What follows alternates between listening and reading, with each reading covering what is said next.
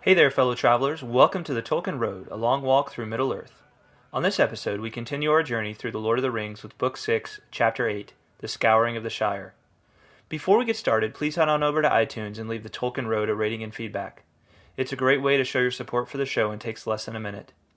You can also stop by TolkienRoad.com, learn about previous episodes, and say hey.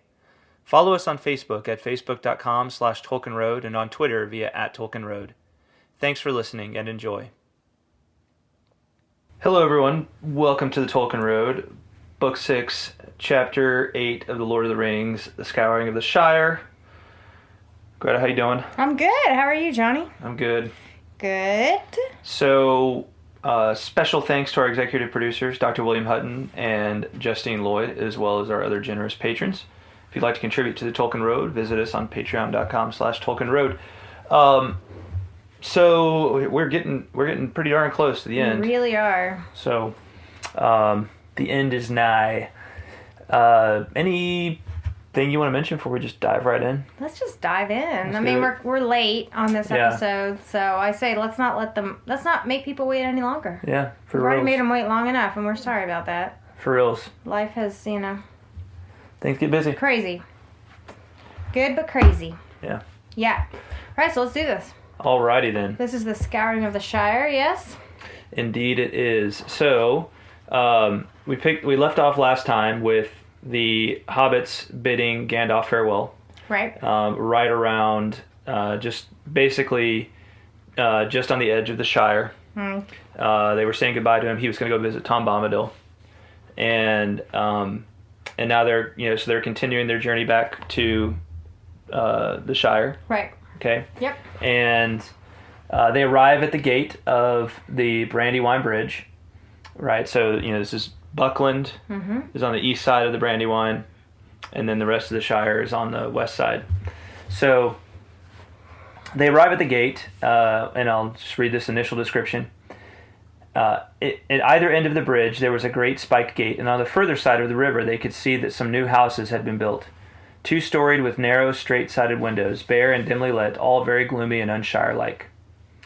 They hammered on the outer gate and called, but there was at first no answer, and then to their surprise someone blew a horn, and the lights in the windows went out. A voice shouted in the dark, "Who's that? Be off! You can't come in. Can't you read the notice? No admittance between sundown and sunrise." So this is, not the welcome they were expecting. No.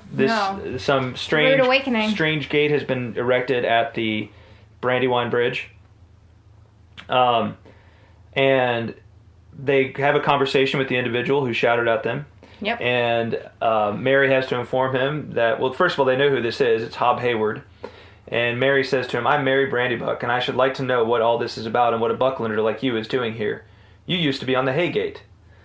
"Bless me, it's Master Mary to be sure, and all dressed up for fighting," said old Hob. "Why, they said you was dead, lost in the old forest by all accounts. I'm pleased to see you alive after all." "Then stop gaping at me through the bars and open the gate," said Mary. "I'm sorry, Master Mary, but we have orders." "Whose orders?" "The chief's up at Bag End." "Chief? Chief? Do you mean Mr. Lotho?" said Frodo. "I suppose so, Mr. Baggins, but we have to just say the chief nowadays." So anyway, there's a chief. This chief in charge, who was not in charge when they left. That is before. quite fishy. So the four hobbits, Frodo, Sam, Merry, and Pippin, are not happy about this. They kind of stand up to him, and they demand admittance, and at that Merry and Pippin climbed the gate, and the other hobbits fled. Another horn sounded. Out of the bigger house on the right, a large heavy figure appeared against the light in the doorway. And it's Bill Ferny, right? Bill Ferny, who was Of course, one of the guys from from the pub, right? right from Bree. Oh. Yeah, from Bree, from the Prancing Pony and Bree, right? Right. So, and this was actually who they bought the Bill the Pony from. That was who they bought Bill the Pony from in the first place, right? Yes. And he was the one that Sam tossed the apple at and like hit him in the head, right? Yes. So this is Bill Ferny here. So Bill Ferny flinched and shuffled to the gate and unlocked it. "Give me the key," said Mary, but the ruffian flung it at his head and then darted out into the darkness. As he passed the ponies, one of them let fly with his heels and just caught him as he ran. He went off with a yelp into the night and was never heard of again. "Neat work, Bill," said Sam, meaning the pony. "So much for your big man," said Mary. "We'll see the chief later. In the meantime, we want a lodging for the night. And as you seem to have pulled down the bridge inn and built this dismal place instead, you'll have to put us up." We start to get a little, they've kind of, the hobbits have kind of shown that they are, whatever's going on, they're not intimidated by it. Mm-hmm. And they're in the process of trying to get to the bottom of what's going on, who's this chief, what's happened to the Shire since we left. And they start to get a little info from Hob. Mary says, "What's the matter with this place? Has it been a bad year or what? I thought it had been a fine summer and harvest." "Well, no, the year's been good enough," said Hob. "We grows a lot of food, but we don't rightly know what becomes of it. It's all these gatherers and sharers, I reckon, going round counting and measuring and taking off to storage. They do more gathering than sharing, and we never see most of the stuff again." "Oh, come," said Pippin, yawning. "This is all too tiresome for me tonight. We've got food in our bags. Just give us a room to lie down in. It'll be better than many places I have seen." The hobbits are still at ease, so not only has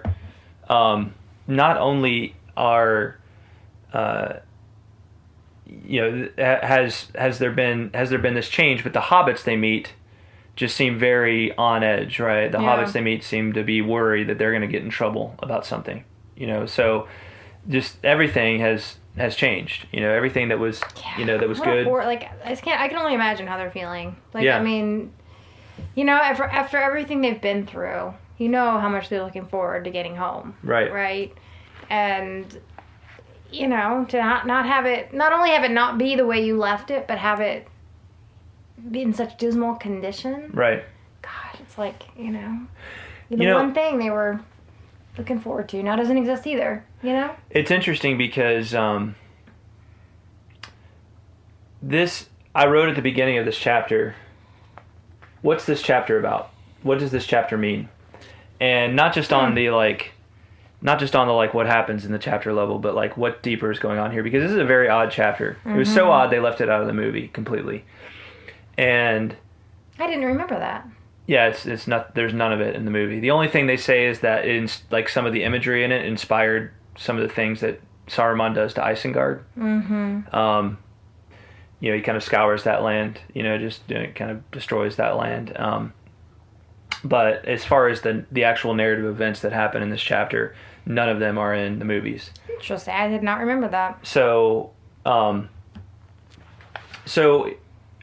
what it, and it is a strange chapter. You think they've beaten Sauron, right? They've destroyed the ring, right? Aragorn is king again. We want a happy ending. Why is this in here? Right. Why? Yeah. It's a weird sort of. It's true. It's a weird ending. It's weird for this to come so near to the end. Yeah. So, I think this is a really fascinating chapter, and this is going to sound kind of nerdy, but this chapter, to me, I think one of the reasons it's fascinating is because is on an economic level, and the way, and how Tolkien, who was, I would say, was neither a capitalist nor a communist, if you want to kind of use those two extremes of the kind of modern economics. He was neither a capitalist nor a communist, and he looked very skeptically at industrialization and that sort of thing, and what that had done to the world, not only to human society and also to the world around us, right? Right. And I feel like this chapter is almost like Tolkien didn't make commentary, but I think this is the closest he comes to writing kind of a fable about economics and his views on a good society. Really? Because you've got all these things like indications of like people trying to get themselves into positions of power and justifying it based on the need to manage the economy and all this kind of stuff. Just the whole thing about like gatherers and sharers here, right? And how gatherers, like the little bit that he said, we grows a lot of food, but we don't rightly know what becomes of it anymore. So instead of, farmers growing food and like kind of like selling it in the local market around them. Yeah. Right? And then like having themselves and supporting themselves. Yeah. Now they grow the food and then somebody else comes off and gathers it in a much bigger pool and then it's distributed from this central source. Right? Gotcha. And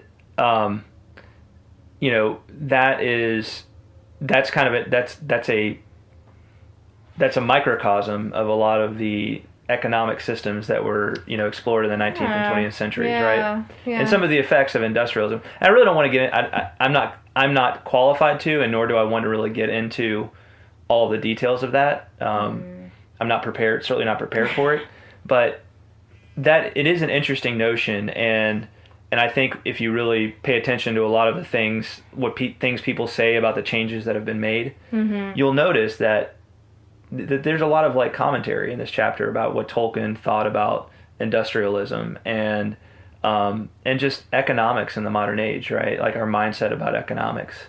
The Shire before was this place where farmers worked the land and they sold their produce to the local community at reasonable prices, right? It was a very like localized experience, right? It was, and a community builds around that, right? A local community builds around that.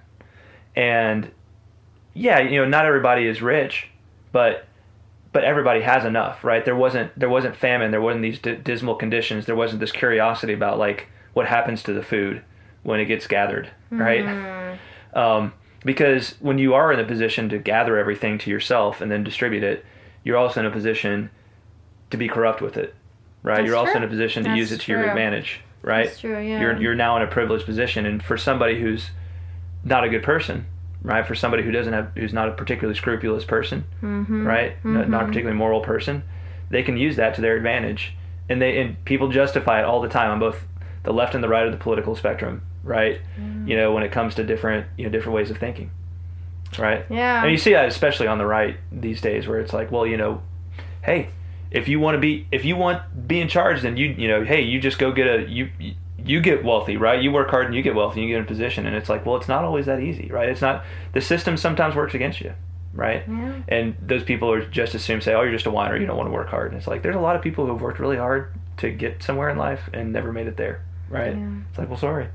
It's just like this constant, it's this constant back and forth. Anyway, I'm not trying to pick a fight with anybody. I have kind of developing my own views in this regard, which are neither, I would say, left nor right in the parlance of modern politics or modern economics. I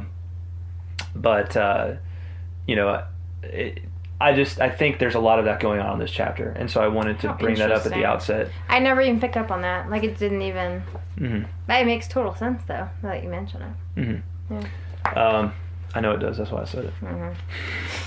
I'm sure there's actually really good articles out there. Maybe one time we'll have to do a special episode on that. Like I know that sounds boring, but I think it would actually be boring. I was thinking the same thing. I think it would actually be a lot more fascinating than you realize to listen. Yeah, maybe if you're into like politics and economy, which I'm not. But you understand that like part of the problem is that so many people, so many like kind of like folks like you and me have just accepted that that's for all these people who manage things, right? That's for all these big powerful politicians and big powerful economists, right, who manage things on our behalf, right? And that's things that they should know about. And that's part of the problem that we're in right now. That's why there's so much corruption and things just don't work, right? That's why we get annoyed by the fact that there's these powerful rich people that pull the strings on both the left and the right, right? And then manipulate systems. Yeah. And I think Tolkien provides some good food for thought in that regard. So I think if we could find somebody knowledgeable about such things and well studied, it would be an interesting. It probably would be. That's the key there. Yeah. So. And I'm neither. Well. So you have to find a different. Don't pretend like you couldn't be, right? Don't pretend like you couldn't learn a thing or two, because again, it's like. you can think about things. It's easier to think about things on a microcosm, right? Instead of like trying to think about this humongous economy, like like the U.S. economy. Think about things in a simple. And people went, well, it's much more complicated than that. And it's like, well, sure, but it should be simple to explain. Like you can understand. Even the people who deal with like big complicated systems, they're still working off of mental models that are relatively simple, right? It's like running a business, right? Running a business is simple. The idea of running a business is simple. Okay? You know how you do it? You make more money than you spend. Right? Okay. You make more money than you spend. That's all there is to it. Literally all there is to it. Now, how you do that, that's where things start to get interesting. But at a basic level, that's how economics work, right? Yes. Economics should involve justice, right? Like justice to people. Especially to people who are in less privileged positions, right? So there's some of that going on. Anyway, I've said a couple of times now that I'm not gonna go too far into that, but I'm not trying to offend you. Tolkien is. There you go. All right. So moving on. So the hobbits are quite annoyed about this, and there's not a lot of pipe weed for them to smoke, which is just insult to injury here. And Sam finally says, all right, that's quite enough. I don't want to hear no more. No welcome, no beer, no smoke, and a lot of rules and orc talk instead. I hope to have a rest, but I can see there's work and trouble ahead. Let's sleep and forget it till morning. All right. So next, we have the run-in with the sheriffs. The sheriffs. I like how, I don't know, I find it catchy he spells it that way for some reason. Yeah, I know. I think it's funny. So they're continuing, so they're basically coming from they're coming from the east westward on this road that runs through the Shire, the main road that runs through the Shire east to west. Got it. Okay. And they stop at, the next day they're drawing near to Frogmorton, right? A village right on the road about 20 miles from the bridge.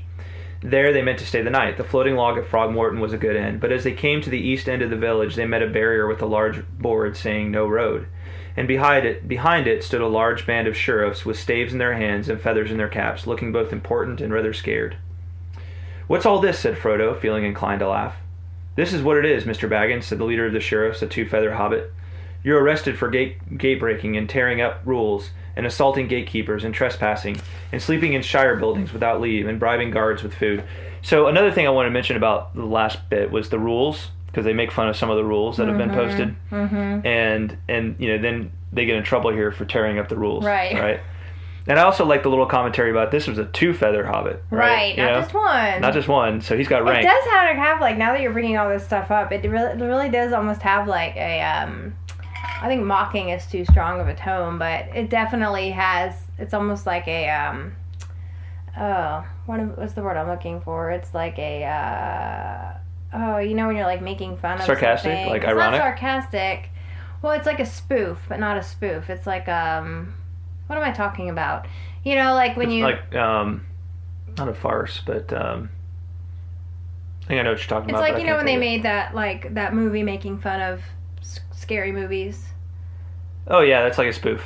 Okay, yeah. I thought there was a more refined. A spoof is more slapstick, like. Yeah, that's not the right word I was looking for. But anyway, I'm definitely noticing that he's like throwing in these little jabs that, he's definitely kind of trying to make light of the whole thing.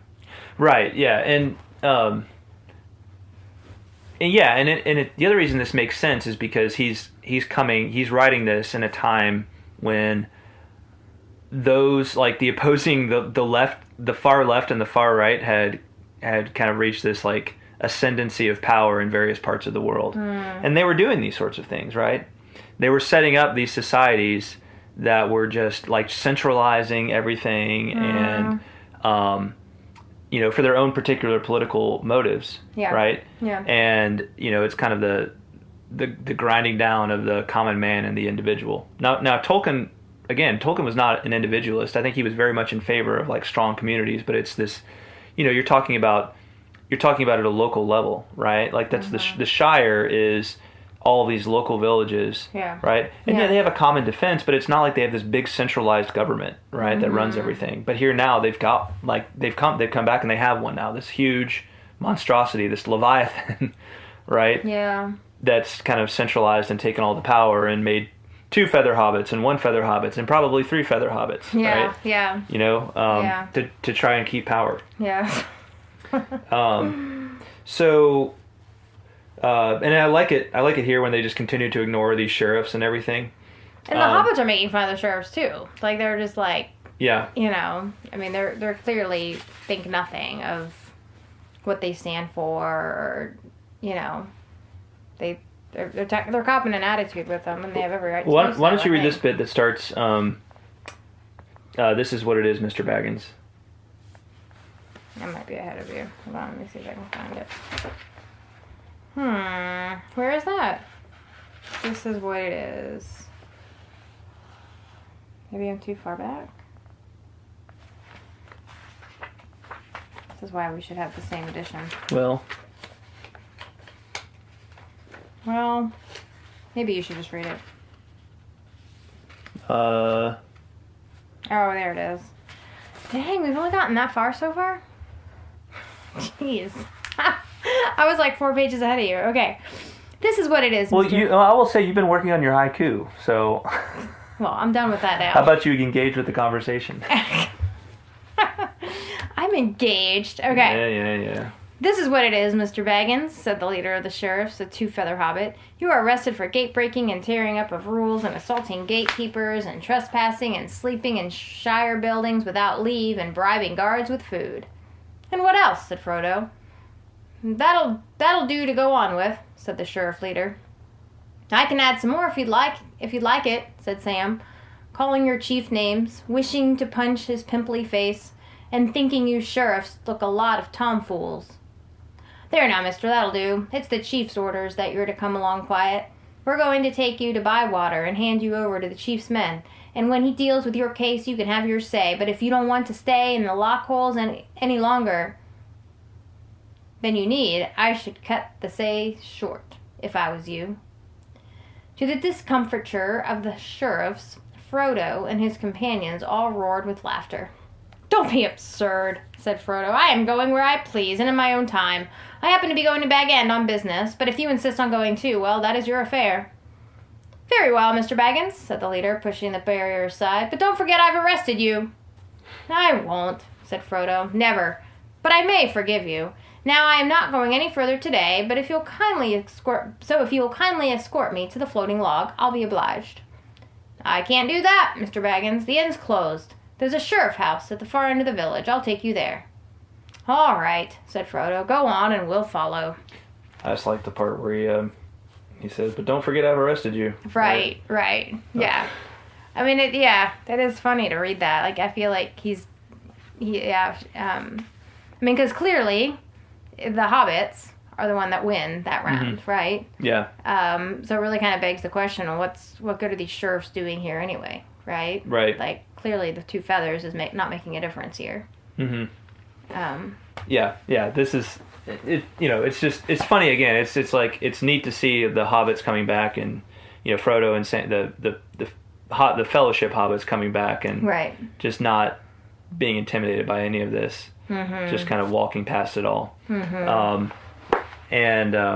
You know, and it really, like, you think about it with the hobbits, it's just kind of unbecoming of the hobbits in general to act like this, you know? Mm-hmm. It's like almost like unnatural. You're talking for about them. the sheriffs, right? Yeah. The hobbit sheriffs. Yeah, not that they could be sheriffs, but for them to be like, you know, this kind of authoritarian sort of structure. Putting on this air. You know? Yeah. It's no longer about serving the community. Mm-hmm. It's about, like, you know, because they had sheriffs before. Right. Mm-hmm. To keep the peace for the community, right?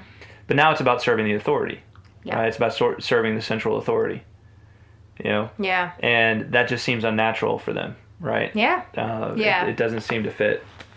Well, it's funny that Frodo calls them on it too. Yeah. You know, I mean, at this point, Frodo's much more, you know, worldly, wise in the ways of the world, I guess, than these sheriffs are, right? I mean, he's like, please, I just, you know, we want to know what obstacles I've overcome just to get back here.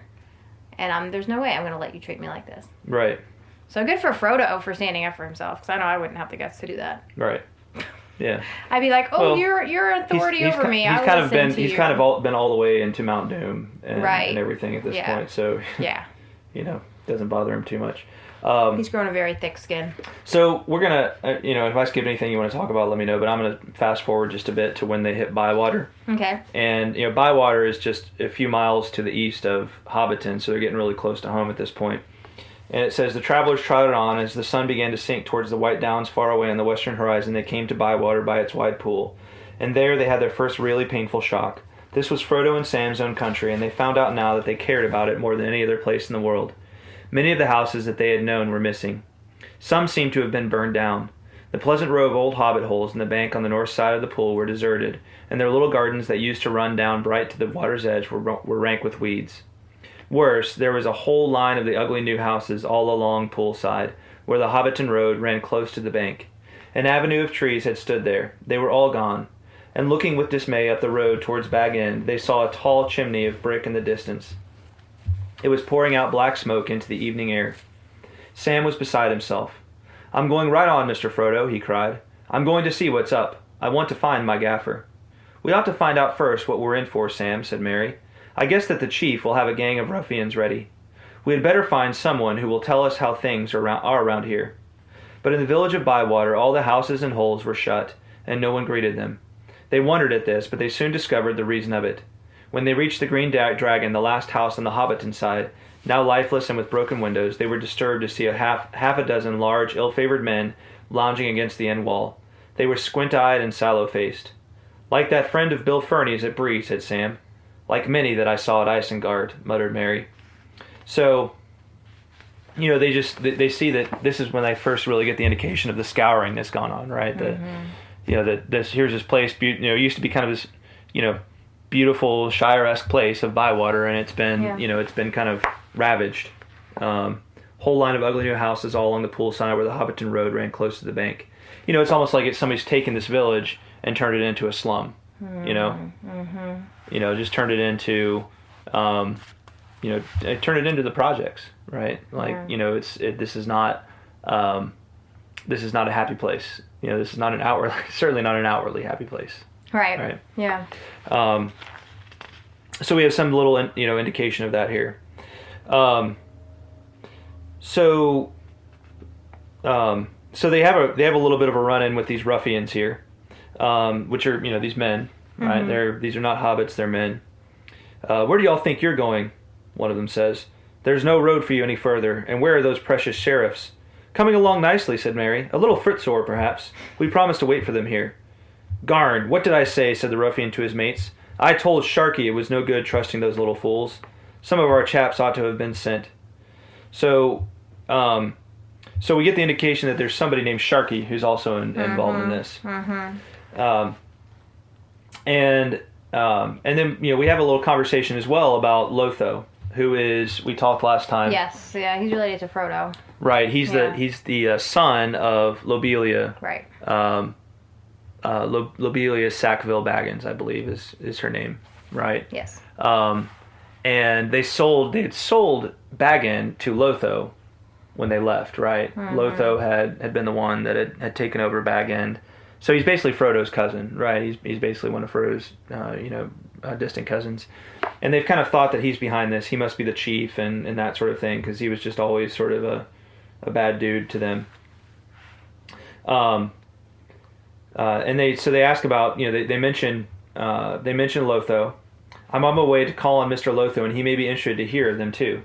The ruffian laughed. "Lotho, he knows all right. Don't you worry. He'll see what Sharkey says. Because if a boss gives trouble, we can change him. See? And if little folks try to push in where they're not wanted, we can put them out of mischief. See?"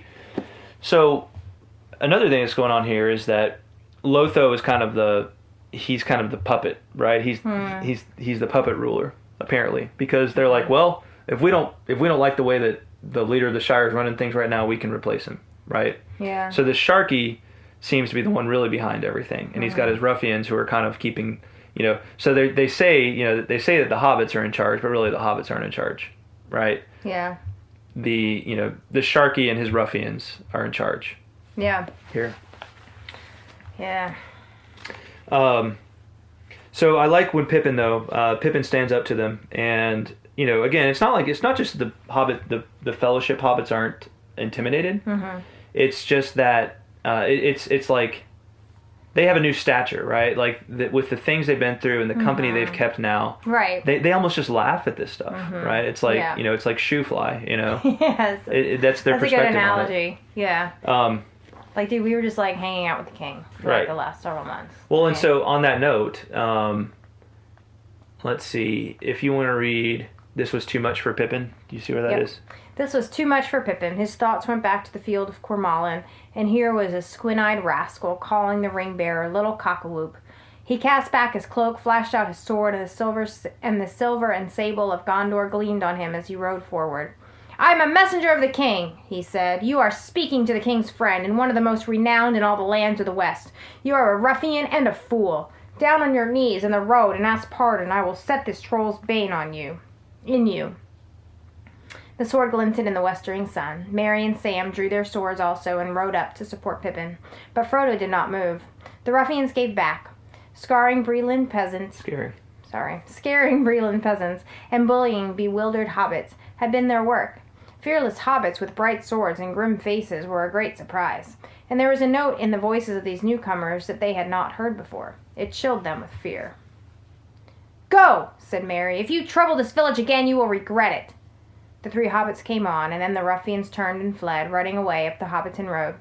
But they blew their horns as they ran. Yeah, so, it's... Every time I think about the hobbits, like, standing up to full-sized men like this, it does seem a little humorous to me. Yes. But at the same time, I realize that the dwarves are not particularly like big either. Right. Well, they're not. No. They're bigger than hobbits, but they're not like they're not man-sized, particularly big. Right. But I mean, if you think about it, like if we're talking about, you think about it, like these are basically like kids that are coming up to them, and you think about like a 10-year-old kid like coming up to them and acting like this, the size of a 10-year-old kid, right? Mm-hmm. Right. Yeah. So would that be intimidating? So it probably says a little bit to the, just to the nature of these ruffians, that they're just kind of like, they're not particularly tough individuals. They're bullies, but when somebody stands up to them, it's, right, exactly. They just kind of wilt. Yeah. Yeah. When someone calls their bluff, they're like, okay, never mind. Right. But even so, these hobbits have made it this far, so there must be some, they must have some kind of stature to them. And I think Pippin invoking the king also puts a little bit of fear into them. So... Yes, I would agree. So Frodo says, "I don't think you quite understand things, Pippin. Lotho never meant things to come to this pass. He has been a wicked fool, but he's caught now. The ruffians are on top, gathering, robbing, and bullying, and running or ruining things as they like in his name. And not in his name even for much longer. He's a prisoner in Baggin now, I expect, and very frightened. We ought to try and rescue him." And just FYI, when they refer to Pimple later on, that is Lotho. We see this here where he says, Pippin says, "Of all the ends to our journey, that is the very last I should have thought of, to have to fight half-orcs and ruffians in the Shire itself, to rescue Lotho Pimple." So, that's not a nickname I would want to have. No. So, what's up, Pimple? This is rather unfortunate, yes. Yeah. And Frodo lays a ground rule here that there's not to be any slaying of hobbits, not even if they have gone over to the other side. No hobbit has ever been killed another on purpose in the Shire, and is not to begin now. And nobody is to be killed at all if it can be helped. Keep your tempers and hold your hands to the last possible moment. So they realize now that they're probably coming to a battle in all this. Okay. Yeah, this is coming. This is starting to come to a head. So Sam is going to run up the road to the Farmer Cotton. And he's going to try and gather some help so that they can really, put an end to this. Let's be honest, Sam has a ulterior motive in this, doesn't he? Well, yeah. He likes Rosie. He does like Rosie, Farmer Cotton's daughter. So, yes. So jumping ahead a little bit, again, if there's something you want to hit on, let me know. But he basically enlists Farmer Cotton to spring a trap onto the men who were coming from Hobbiton. Right, because as the ruffians were leaving, they blew a horn. Right, they blew a horn, which was signaling. And they ran back. They ran back up the road so they could kind of get the other people to help. Okay, so they know that reinforcements are coming. Right. Yeah. And so they set an ambush for the reinforcements. Right. The men took one step forward and stopped short. There rose a roar of voices all around them, and suddenly they were aware that Farmer Cotton was not alone. They were surrounded. In the dark, on the edge of the firelight, stood a ring of hobbits that had crept up out of the shadows. There was nearly 200 of them, all holding some weapon. Merry stepped forward. "We have met before," he said to the leader, "and I warned you not to come back here. I warn you again. You are standing in the light, and you are covered by archers. If you lay a finger on this farmer or on anyone else, you will be shot at once. Lay down any weapons that you have." The leader looked round. He was trapped. But he was not scared. Not now with a score of his fellows to back him. He knew too little of hobbits to understand his peril.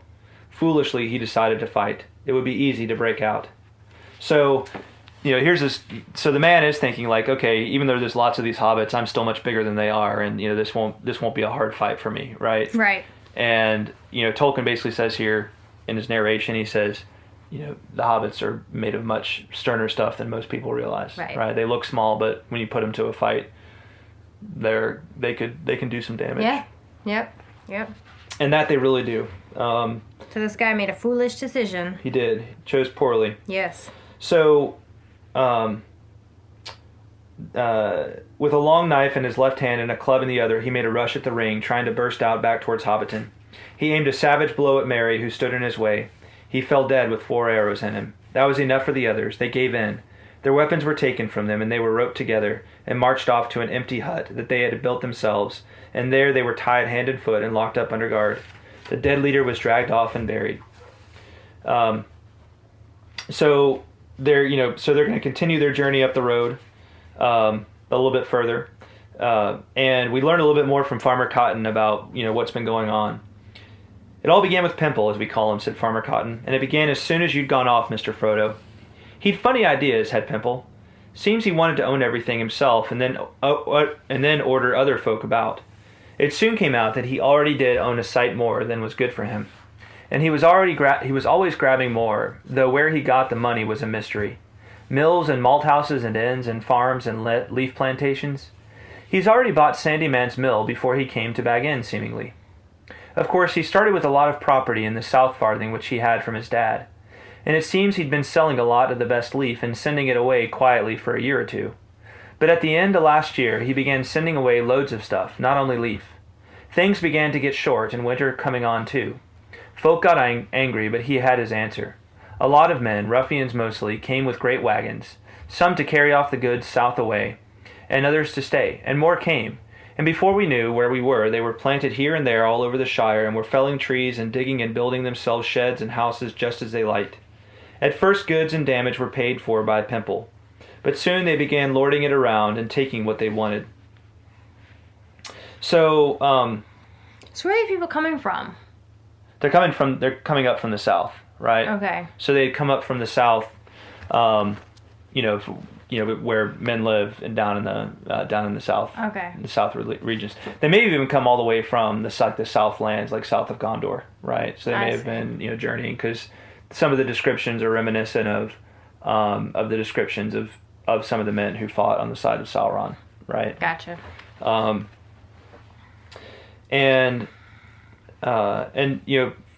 Farmer Cotton continues on and identifies the Sharky again. Merry says, "Who is this Sharky? I heard one of the ruffians speak of him." "The biggest ruffian of the lot, seemingly," answered Cotton. "It was about last harvest, into September maybe, that we first heard of him. We've never seen him, but he's up at Bag End, and he's the real chief now, I guess. All the ruffians do what he says, and what he says is mostly hack, burn, and ruin. And now it's come to killing. There's no longer even any bad sense in it. They cut down trees and let them lie. They burn houses and build no more." So, So I guess what I don't understand is, so it's this Sharky guy that's drawing these people here? Is that? Well, how did they open themselves up to this, I guess? It seems to me like ever since the Fellowship hobbits left, it almost seems like there was like some connections that were happening, right? I think Saruman had an interest in like the Shire in kind of a colonial way, if that makes sense, for a while. He was kind of like keeping his own eye out on the Shire. Okay. And I think he'd wanted to like exploit it, right? I think he'd been kind of economically exploiting it, right? Okay. Paying more money so that he could get the best stuff from the Shire for himself, right? Okay. And I think as he realized that there was more, because remember the hobbits when Merry and Pippin are at Isengard after there's all that pipeweed. There's all the pipeweed, and they're like, how did this get here, right? I see. Okay. There's all these other fruits and vegetables and all this good stuff, right? And so sketchy people like Bill Ferny that we met earlier in the book, like before this chapter, way before, like when they were on their way out, right? Well, so he would have been in league with. I don't know if he was in league before, but people they're these ruffians, these like kind of immoral, like unscrupulous. They're not. They're just criminals. They're kind of like petty criminals, right? Looking for opportunities to profit at somebody else's loss. Gotcha. Right? Okay. And they are coming up to the Shire, right?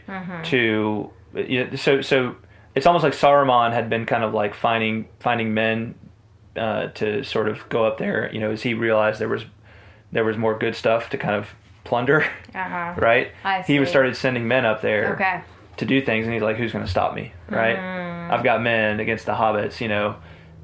The people of Gondor are kind of obsessed with concerned with something else right now, so nobody's protecting, nobody's watching over the Shire, right? Gotcha. That makes sense. And then when Saruman, right, we saw Saruman coming northward at the end of, I think 2 chapters ago it was. And oh right, yeah, with Worm Tongue and right, and apparently he came. He already had people there doing his bidding in the Shire, and he just kind of took over there from that, right? Okay.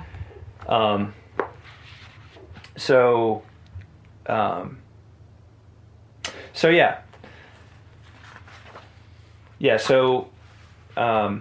Shark. So let's see. This is Farmer Cotton talking. Take Sandyman's mill now. Pimple knocked it down almost as soon as he came to Bag End. Then he brought in a lot of dirty-looking men to build a bigger one and fill it full of wheels and outlandish contraptions. Only that fool Ted was pleased by that, and he works there cleaning wheels for the men, where his dad was the miller and his own master. Pimple's idea was to grind more and faster, or so he said. He got other mills like it, but you've got to have grist before you can grind, and there was no more for the new mill to do than for the old. But since Sharky came, they don't grind no more corn at all. There's always a hammering and a letting out of smoke and a stench, and there isn't no peace even at night in Hobbiton. And they pour out filth a purpose. They fouled all the lower water, and it's getting down into Brandywine. If you want to make the Shire into a desert, they're going the right way about it. I don't believe that fool of a Pimple's right behind all this. It's Sharky, I say. So, again, they're exploiting the land. They're turning it from this kind of like natural sort of communal living off the land, very agricultural kind of society, and they're turning it into, I don't know what they were making at this new mill, but it sounds like some kind of metal, right? Yes. They're making iron, yeah. right? Yeah. Which is that's kind of that next step along the path to to the industrialism, right? We were talking about before. Yes. Right? Yeah. Hammering things out to where Hobbiton, when you make those kinds of things, it leads to a lot of nasty byproducts. Yes. Right? Yes. Things that don't easily get absorbed back into nature. Yeah. Right? Waste that doesn't get absorbed There's back into nature easily. There's a lot of environmental consequences, yeah. And, so again, we have that theme of, there's these kind of deeper themes of Tolkien's own concern about what industrialism had done to the world, had done to the modern world. Yes. Destroying communities, destroying landscapes, all these sorts of things. Let's see. So they catch back up with the gaffer, Sam's father. And I like this little bit here where Frodo informs the gaffer that because the gaffer says, "And I hope my Sam's behaved himself and given satisfaction." Frodo says, "Perfect satisfaction, Mr. Gamgee. Indeed, if you will believe it, he's now one of the most famous people in all the lands, and they are making songs about his deeds from here to the sea and beyond the great river." Sam blushed, but he looked gratefully at Frodo, for Rosie's eyes were shining and she was smiling at him. "It takes a lot of believing," said the gaffer, "though I can see he's been mixing in strange company. What's come of his waistcoat? I don't hold with wearing ironmongery, whether it wears well or no. I'm like, after Frodo says all this about how like people are singing Sam's praises from the sea to the great river, and the gaffer's like, it takes a lot of believing, right? Yeah, right. Poor Sam. Never get any respect from his dad. No.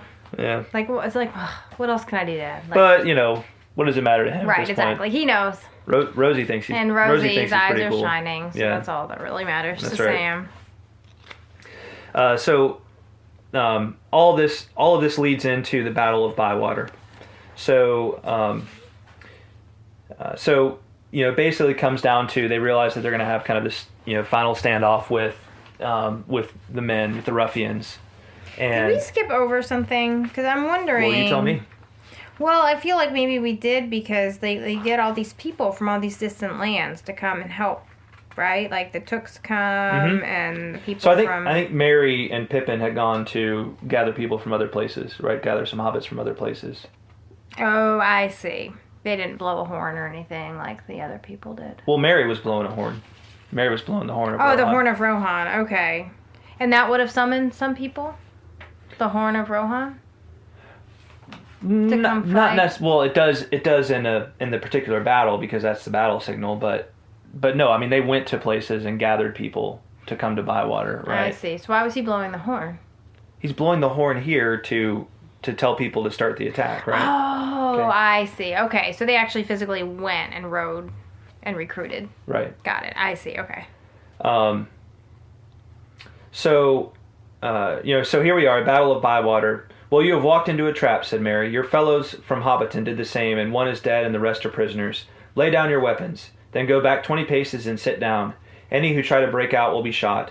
But the ruffians could not be cowed so easily. A few of them obeyed, but they were immediately set on by their fellows. A score or more broke back and charged the wagons. 6 were shot, but the remainder burst out, killing 2 hobbits, and then scattering across country in the direction of the woody end. 2 more fell as they ran. Merry blew a loud horn call, and they were answering calls from a distance. They won't get far, said Pippin. All that country is alive with our hunters now. Behind, the trapped men in the lane, still about 80, tried to climb the barrier on the banks, and the hobbits were obliged to shoot many of them, or hew them with axes. But many of the strongest and most desperate got out on the west side and attacked their enemies fiercely, being now more bent on killing than escaping. Several hobbits fell, and the rest were wavering, when Merry and Pippin, who were on the east side, came across and charged the ruffians. Merry himself slew the leader, a great squint-eyed brute like a huge orc. Then he drew his forces off, encircling the last remnant of the men in a wide ring of archers. At last all was over. Nearly 70 of the ruffians lay down on the field, and a dozen were prisoners. 19 hobbits were killed, and some 30 were wounded. The dead ruffians were laid on wagons and hauled off to an old sandpit nearby, and there buried. In the battle pit, as it was afterwards called.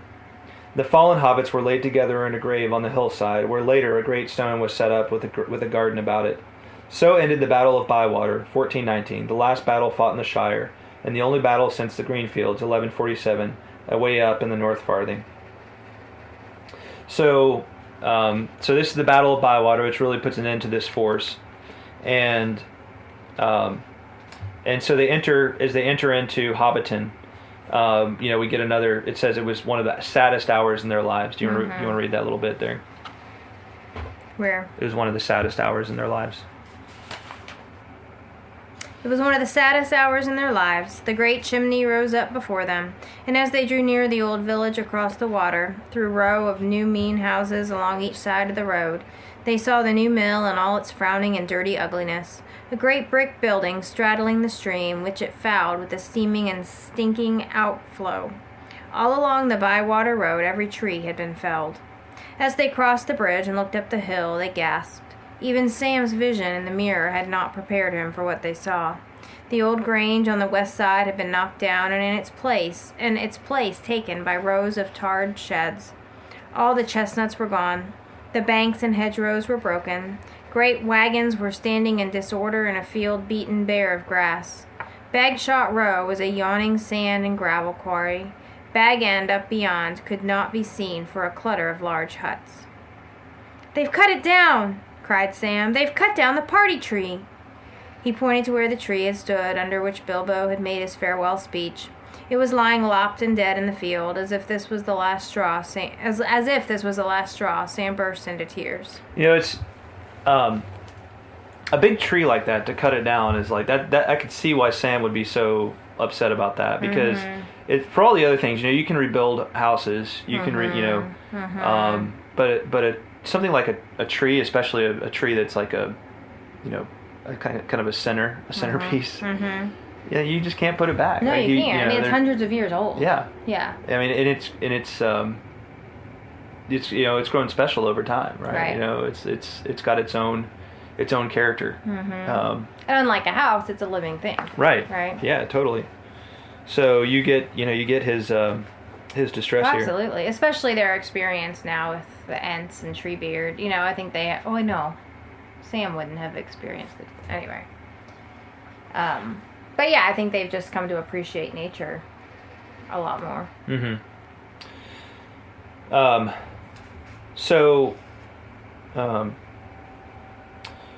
They see Ted Sandyman, who was one of the hobbits at the very beginning of Lord of the Rings. He's one of the hobbits that like to give Sam a hard time, like to pick on Sam. Right. Not maliciously though, right? It was kind of malicious. Was it? Yeah, he was. I guess I don't remember him very well. Okay. He was. Because Sam was always had his head kind of filled with these legends and everything like that, and Ted Sandyman liked to poke fun at him, and I think I think he looked down on him and that kind of thing.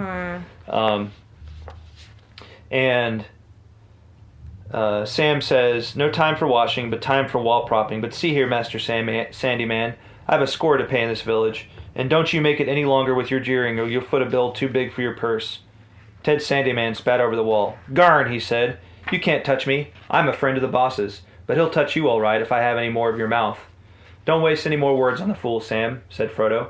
"I hope there are not many more hobbits that have become like this. It would be a worse trouble than all the damage the men have done."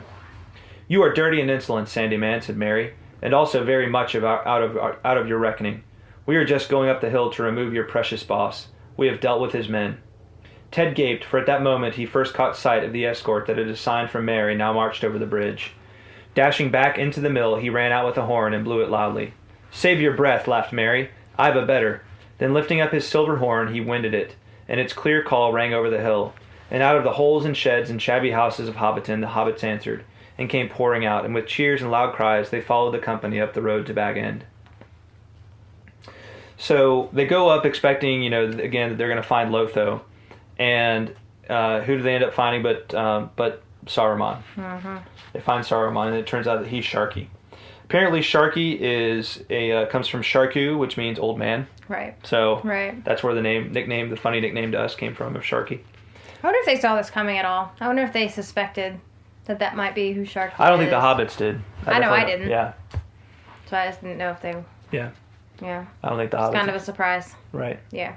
So, a little mischief in a mean way. Gandalf warned me that you were still capable of it.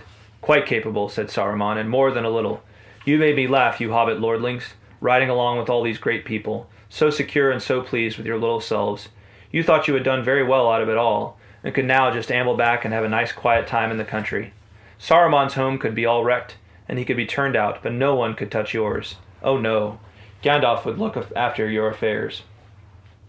Saruman laughed again. "Not he. When his tools have done their task, he drops them. But you must go dangling after him, dawdling and talking, and riding round twice as far as you needed. Well, thought I, if they're such fools, I will get ahead of them and teach them a lesson. One ill turn deserves another. It would have been a sharper lesson if only you had given me a little more time and more men. Still, I have already done much that you will find it hard to mend or undo in your lives, and it will be pleasant to think of that and set it against my injuries." So at this point, Saruman is really only interested in one thing, and that's revenge. Yeah. He wants to kind of plunder and pillage and ravage the Shire as much as he can to get back at the hobbits. Right, because that's what they did to Isengard, right? He really blames them for undoing his plans. Right. His big plans. Yep. But basically Saruman's just not much good for anything anymore. he says... He's very weakened. Yeah, he's very weakened. He kind of jokes at them and says, kill him if you think there are enough of you, my brave hobbits. He drew himself up and stared at them darkly with his black eyes. But do not think that when I lost all my goods, I lost all my power. Whoever strikes me shall be accursed. And if my blood stains the Shire, it shall wither and never again be healed. And Frodo encourages them not to meet with revenge, and he just tells them to leave. And at that, Saruman calls to Wormtongue. Worm, not even Wormtongue, just Worm. Saruman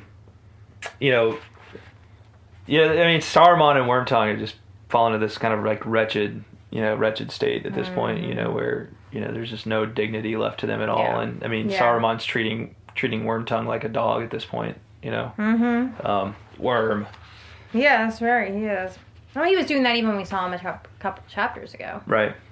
And Saruman does try one last time to get at Frodo. He passed close to Frodo, a knife flashed in his hand, and he stabbed swiftly. The blade turned on the hidden mailcoat and snapped. A dozen hobbits, led by Sam, leaped forward with a cry and flung the villain to the ground. Sam drew his sword. No, Sam, said Frodo, do not kill him even now, for he has not hurt me. And in any case, I do not wish him to be slain in this evil mood. He was great once, of a noble kind that we should not dare to raise our hands against. He has fallen, and his cure is beyond us, but I would still spare him in the hope that he may find it. So... I gotta admit, I don't understand Frodo's willingness to show him mercy at this point. I mean, it's the same thing that happened with Gollum, right? With Gollum, I feel like I can understand it better, because he hasn't really done anything. I mean, he wants the ring. That's really all he's living for, right? But Saruman he wants to destroy the Shire. He wants to destroy the world. Like, he wants to rule everything. He wants to make it all dark and evil. Yeah. So I don't understand Frodo not wanting him dead. Do you? So, I don't think it's that Frodo doesn't necessarily want him dead. But honestly, I think Frodo has learned pity. Like, I think he's learned this, like, deep pity, Yeah, and I understand it when it comes to Gollum. I do. But I don't understand it. No, I do. Are you sure? Yes. Gollum doesn't want Frodo dead the same way that Saruman does. Okay, so the reason I'm pushing back on that is because there's a pity that's like, oh, you poor thing, right? You poor little thing, right? Mm-hmm. And that's good pity. Like that's and that's kind of what we feel for Gollum at different points, because he's basically just a hobbit, right? Right. But you're looking at Saruman and you're saying, oh, here's this big powerful being, and he's caused all these problems and this sort of thing. But Frodo's point is that he was great once. He was a Maiar. He wasn't just good, he was holy. Right? Okay? And because of that, he has a certain dignity. Now, again, we don't like to think of that, because sometimes in our minds we think, oh, this is just another human-like being, right? He's a powerful human being, right? But I have to think that in Frodo's mind, he understands that Saruman is of the same stature as Gandalf, right? Okay. Saruman is a being of the same stature as Gandalf, and so there's this, because they are these supernatural spiritual creatures, there's this holiness to them, right? And he's fallen a long way, right? Yeah. But still, he's valuable to these great powers beyond the sea, right? He's valuable to them, right? To the Valar and the Maiar of Valinor, right? Saruman is. How? Because he's one of them. Well, I know, but not anymore. He's essentially... he still is. He hasn't lost his nature. Maybe that's what I don't understand. Because I'm like, well, this is like the same reason that we shouldn't fight against Satan, because he's a fallen angel. He might... When a human being commits all kinds of evil, do they lose their inherent dignity? Where does their dignity come from? Let me ask you this, because we're going to get into some theology that's kind of Catholic theology on this stuff, and maybe a lot of our listeners out there agree with this, but maybe some of them don't. Maybe some of them also have a kind of a heart, and it's not easy. I'm not saying this is an easy thing to understand, because again, we look at all of the sins he's committed, all of the evil he's done, and we're like, why does this jerk even deserve to live? Go hang him, right? Yeah. Put him to death, right? But the same could be said of people who commit horrible crimes. But the thing is, like, just human beings in our own world, right? But they still have a dignity that comes from their nature, not from the fact that they've committed these things, right? And yes, they lose a certain dignity on the level of like relational dignity, right, to them as we relate to them. Okay. And like in societal dignity and that kind of thing. But the most important dignity that any human being has is the fact that they're created in the image of God, right? Yes. All of their dignity, that's the greatest dignity that any of us human beings have, right? And we don't lose that dignity when we do horrible things. Right. It's still there. Exactly. So I mean, if we're going to apply this to other villains in history, right, then we'd say, okay, well then Hitler didn't deserve to die because he could have reformed, right? Killing 6 million Jews. Yes, if they could have, and I'll guarantee you, if they could have captured Hitler without him killing himself first, they would have wanted to, because they would have wanted to hold him accountable for his crimes.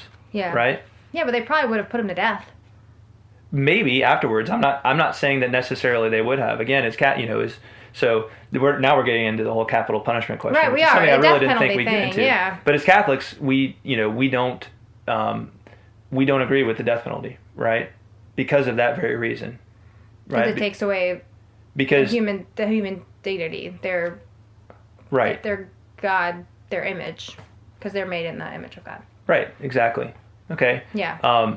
If it's not a matter of defense, if it's not a matter of providing a reasonable defense where they would kill somebody, if we didn't defend ourselves, use deadly force to defend ourselves, right?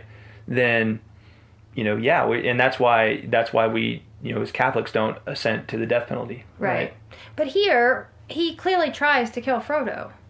So I feel like that would have been justified. It would have been self-defense. But then a dozen hobbits led by Sam leaped toward him with a cry and flung the villain to the ground, right? Yeah. So it wasn't actually Frodo that did it. He doesn't have the knife anymore, right? So he's no danger anymore, right? So yes, Frodo probably no one would have batted an eye if they killed him at that point. But Frodo does this. And why did Tolkien have Frodo do this? I really think he was trying to say something. I think Frodo sees these things more deeply than others, right? Frodo has a certain wisdom about him that even the rest of the hobbits don't.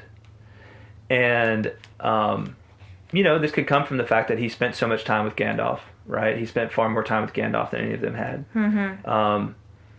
He'd spent more time with Bilbo, who had spent more time with Gandalf and all these other great beings. Right. So, but at the end of the day, Saruman has this dignity that, even in the case of Melkor, right, early in the story, maybe Frodo just heard a lot about the stories in the Silmarillion of Melkor, the Valar doing everything they could to try and reform Melkor, right, to try and bring him back into the fold. Yeah, maybe. Right? That's a good point. Same thing with Sauron, right? They tried multiple times to bring Sauron back into the fold, right? And let him be healed from the evil he'd done. Right. Yeah, it's true. But I don't think we should discount this takes a really big person to say what Frodo says here. I mean, honestly, if someone tried to kill me, I'd want them dead. I mean, I wouldn't feel safe with them still alive. I mean, I do admire Frodo having the faith that, he could reform. But I'm like, look at his track record, Well, again, yes, but he's subdued at this point, right? Well, at this point, yes. But, even Gandalf didn't appreciate that Treebeard let him out of the tower. And honestly, maybe it is. Maybe it's a little foolish on Frodo's part. But again, I think he's learned this pity. And pity is not just based on, oh, you poor little thing. Right? Pity is based on seeing what a person is supposed to be. Yeah. And realizing how much they're not. Yeah. Right? Yeah. That's part of what pity really is. It's like there's two different types of pity we're talking about, right? There's the pity that's like, oh, that poor little thing, it's suffering, we should put it to death or something like that. Or we should in the case of Gollum, we maybe think of pity as being like, oh, that poor Gollum, he's been mangled by this ring that has just taken him He's over not and really everything like himself that anymore. And that's sort of, I mean, that's an easier pity to understand. It's harder to understand pity when we're talking about a great and powerful being that should have known better. Yeah. Right? Yeah. It's harder to understand pity when we're talking about Hitler, right? Absolutely. Yeah. But the pity, part of the pity is the pity party, part of the pity. Part of the pity is realizing from what level someone has fallen, right? It's not saying necessarily that you let them back into your good graces automatically. Okay. It's just saying, like, you know, there may still be hope for this individual, right? There may still be hope that they can change, that they can become something different. And that's a very strongly Catholic and Christian notion, right? It is. Like to the bitter end, and it's also based on the idea, and again, not, you know, these were important ideas for Tolkien, right? You know, Christ came into the world to save the worst of sinners, right? Literally to save his enemies, right? To save those who would put him to death. Right? Yeah. And so when our hearts cry out for justice like that, you know, it's, especially as Christians, we always have to pause for a moment and think to ourselves, okay, yes, justice is necessary. Absolutely. But can we be too zealous for justice? Can we be so jealous for justice that it's really about revenge and not about justice? Again, I don't think Frodo would have been in the wrong to let them kill Saruman here. But I also think he was trying to avoid more bloodshed. Yeah. And I think he recognized a different form of pity for Saruman than most of us would have for him. Yeah. Right. And I can understand, too, Frodo not wanting him killed on the doorstep of Bag End. Like, I get that. That's something that he would never forget. Like, it would be scarring his home in a really, you know, real way. But it just still, it's still, I understand that we've talked about it. I understand why he, you know, made the decision he did. But, I mean, that's a dang high standard that he's holding himself to. No. So it's Frodo we're talking about, right? It is Frodo, yeah. Absolutely. I should expect nothing less. Hey, and pity served him well before, right? It's true. Yeah, that's true. Pity ended up being the key to ultimately destroying the ring. Yeah. Right. It's true. 'Tis true. So, I mean, it's good discussion. Yeah, absolutely. Good discussion. Yeah. So, but at Frodo's pity, Saruman is just like flabbergasted, you know, because I think he's just really hoping that he's going to do something that's going to show, you know, just he wants something to bring Frodo down to his level. Yeah. Right? Yeah. He's just so mad at him, and he looks and it says, Saruman rose to his feet and stared at Frodo. There was a strange look in his eyes of mingled wonder and respect and hatred. "You have grown, halfling," he said.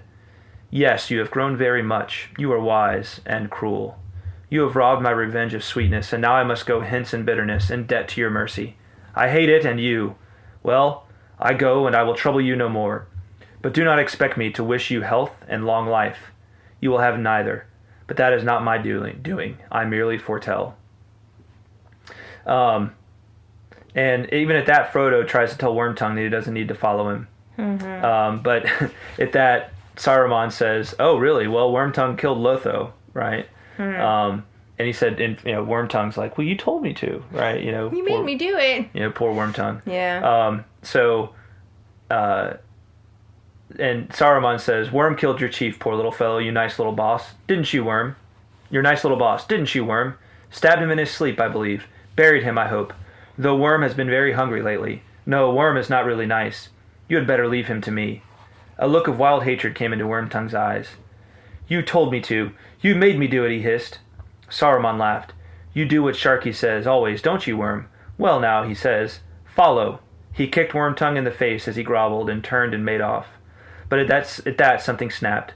Suddenly, Wormtongue rose up, drawing a hidden knife, and then, with a snarl like a dog, he sprang on Saruman's back, jerked his head back, cut his throat, and with a yell ran off down the lane. Before Frodo could recover or speak a word, 3 hobbit bows twanged, and Wormtongue fell dead. To the dismay of those that stood by, about the body of Saruman a grey mist gathered, and rising slowly to a great height, like smoke from a fire, as a pale, shrouded figure it loomed over the hill.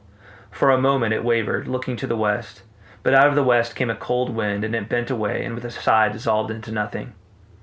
Frodo looked down at the body with pity and horror, for as he looked it seemed that long years of death were suddenly revealed in it, and it shrank, and the shriveled face became rags of skin upon a hideous skull. Lifting up the skirt of the dirty cloak that sprawled beside it, he covered it over and turned away.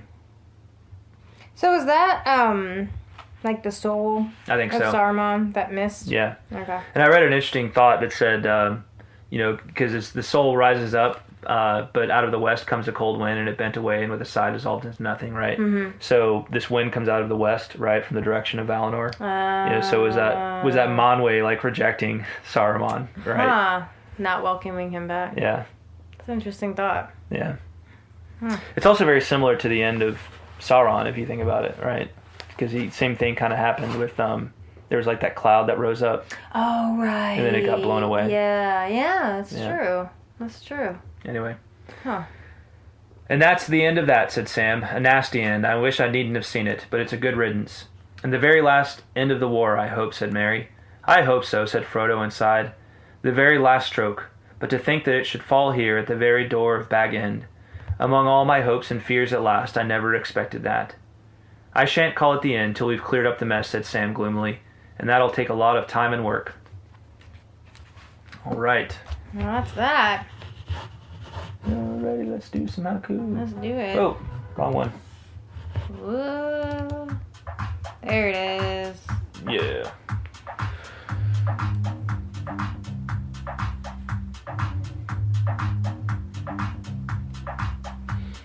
One, 2, 3, 4, 5, 6, 7, 8, 9, 10, 11, 12, 13, 14, 15, 16, 17 syllables in haiku. 1, 2, 3, 4, 5, 6, 7, 8, 9, 10, 11, 12, 13, 14, 15, 16, 17 syllables in haiku. Haiku. Boom shaka. All right. Alright. Rock. Hold on, let me get my rock, paper, scissors, shoot. Oh, I did. I win. Yeah. Alright, I'm gonna go first, because mine is not good. I just want to get it over with. That's what you get for writing it during the episode. Yeah, so shoot me. Alright. Rebels with a cause. Rise up, fight old foes. Defend home. Restore peace. Light. Mm-hmm. Right on. Yeah. There's a lot of parts to that. Yeah. It's kind of like a lot of very, very short sentences. Right. Mm-hmm. Good. Yep. That's fine. It's passable. Does the trick. Yeah. Gets it done. Exactly. Honest day's work. I don't know if I go that far. But thanks anyway. All right, here's mine. Okay. The war is won, yet there is much to be made right. Can you go back home? There's a song in there. Oh, yeah? Can you go back home? That makes you think of a song. Is that not a song? I don't know. It's a country song. That's why you don't know Oh. it. Yeah. That's good. I like it. Thanks. Well done, you. All right, we only have haiku from Josh. All right. Josh, what's up, man? Josh. Let's see. So, here's his first one. There goes the last of them, of those who came on high. Saruman, once white. That's good. Nice. That's really good. Yes, indeed. Well done. I'll let you read his second one. Oh, cool. At last have fallen both the Maiar of Aule, Kurumo, Myron. Interesting. There's some stuff in there that I need explained. In case it was forgotten, Kurumo is Saruman's Sindarin name, which is to say the name he used as an ethereal being in Valinor. Myron is one of Sauron's earlier names, which can be found in the expanded materials of Tolkien's Legendarium. So interesting. I'd forgotten that Sauron was one of Aule's Maiar. But that's interesting that they both are, and they both end up kind of the antagonists of this story, you know? The main antagonists of this story. Yeah, you're right. That is kind of crazy. Ale, man. I liked Ale. I do too. You know, Ale created the dwarves. Yeah. But he was impatient, you know? He was impatient. You're right. Well, maybe his Maiar were impatient too. Yeah. I wonder what Tolkien intended by that, if anything, by having both of those people be, Ale's Maiar. Interesting It can't be a coincidence. You think? I feel like with Tolkien, it just can't be. Right. We have one other note, no haiku, but a note from Michael Noel? Yes. Noel. Yes. Noel. I think Noel. Noel. Michael Noel. What's up, Michael? He wrote in and said, "Hi, John and Greta. I am looking forward to starting The Hobbit with everyone sharing the Tolkien road with you. In the recent podcast, you two speculated on why Sauron doesn't guard the Crack of Doom better and how the hobbits roll right in. I think this says a lot about the confidence, or rather arrogance, that Sauron has in his ring. He probably underestimated everyone by thinking that anyone who gets the ring would rather try and keep it. But who would ever destroy it?" Which was correct. Frodo failed the same way Isildur failed. The ring was only destroyed by accident, when Gollum fell into the COD, Crack of Doom. Mm-hmm. Since Frodo's weakness gives way to Gollum's obsession, which leads to the ring falling over the edge, while at the same time giving clearance for a debate regarding the ability of two wrongs, and if they can make a right. In other words, Sauron is a bully who doesn't anticipate a strategic shot to a vulnerable place, like the throat, because he doesn't consider what makes him vulnerable and only considers his influence, his size, and power. I also liked your Bk6 analogy. Yeah, nice. He got the Bk6. He did. It says, "Stay dece." P.S. The ring in the lava scene in Return of the King is a homage to... Do you know what T2 is? I'm guessing it's a Star Wars thing? No. Let me finish reading this. And the is a homage to T2 and Peter Jackson's love of that film. Oh, Terminator 2. That's right. Yeah. I see. Which makes me wonder if James Cameron's ending to Terminator 2 was inspired by Tolkien's story. Yeah, that's an interesting thought. I never thought about that before, but I mean, Terminator 2. Terminator 2 is one of my all-time favorite movies. It really is. And I've seen that. I was realizing I don't think you've seen it. I would love to watch it. It's been years since I've watched it. I would love to watch it again. I think you need to see the first Terminator 2 to really appreciate the second Terminator. That's probably true. But, I think I've seen the first one. Haven't I? I don't know. I don't think we've ever watched it together. But I definitely appreciate that's a very interesting thought, and I can totally see how Jackson took the inspiration for the destruction of the ring from Terminator 2. I know exactly what you're talking about there. And so I don't know. That'd be interesting to see if James Cameron was inspired by the end of Tolkien's story. Just the whole idea at the end there, Michael, where the Terminator says there's one ship left, and so basically he has to be destroyed in order to really complete the victory, just like the ring has to be destroyed. So anyway, I know you don't know about it, but but it's an interesting thought. So thanks for pointing that out, Michael. Yeah. And hey, stay decent as well. Yes. So, yes. Well, I like too what he said in here about Sauron not being. What does he say? He says Sauron is a bully who doesn't anticipate a strategic shot to a vulnerable place like the throat. Right. And that's how Saruman ends up dying, right? Exactly. He gets his throat cut. That's right. That's right. Yeah. I think it's an appropriate ending. Absolutely. Mike also sent me this picture. He said I sent her a picture of a Lord of the Rings related incident in our gym. It is very tasteful right now. I'm catching up with that podcast and plan to continue following along with The Hobbit. So who sent this? Michael? Mike sent this. So it's a picture of a coffee cup with like Don't get Gandalf coffee cup. and Pippin. It's the fool of a took. Gandalf, Pippin. Knocked the thing into the well. So. That's awesome. Whoever did that is a good doodler. Yes. It's well done. Indeedly doodly. Well done, doodler. Yeah. Yeah. All right. I think that's a wrap. Right on. All right. Babble on long enough. Next time, the journey comes to an end.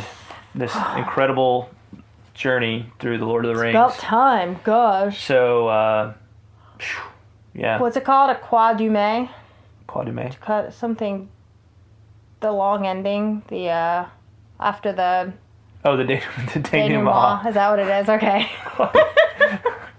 I really hope that's okay. Whatever you just said in French. I hope it is too. And if it's not, I apologize. I will plead my. We got some French listeners out there that are like, Mon Dieu. I'm completely ignorant when it comes to French, so I apologize if if I was offensive unknowingly. All our episodes for France are going to be like parental advisory, like. Rated R for explicit content. That's right. My bad. Sorry. I don't know why I can't remember that. What's it called again? Denouement. Okay. All right. Thanks again to our patrons, executive producers, Dr. William Hutton and Justine Lloyd, as well as Shannon Stockbridge, Josh Sosa, Brian Orr, Margaret Lyon, Emilio Perea, Zeke Farmer, Caleb Santana, James Applegate, Caitlin Fascista, Matt Scarrance, Al Taylor, Per Brenner, James Lindbergh, Chris Loftus, Lawrence McGowan, Richard Vall, and Spencer Foger. You guys rock. You guys are the best. All right. We will talk at you next time, everybody. Yes. Thanks for listening, guys. Thanks. Bye-bye. Bye, y'all. Please remember to check out truemyths.org and tolkienroad.com for show notes and plenty of other Tolkien goodness. Also, if you're enjoying the podcast, please leave the Tolkien Road a rating and feedback on iTunes, and consider supporting us financially via patreon.com/TolkienRoad. On our next episode, we'll conclude our journey through the Lord of the Rings with Book 6, Chapter 9, The Grey Havens. Please send correspondence to tolkienroadpodcast@gmail.com. Thanks for listening, and until next time, the road goes ever on.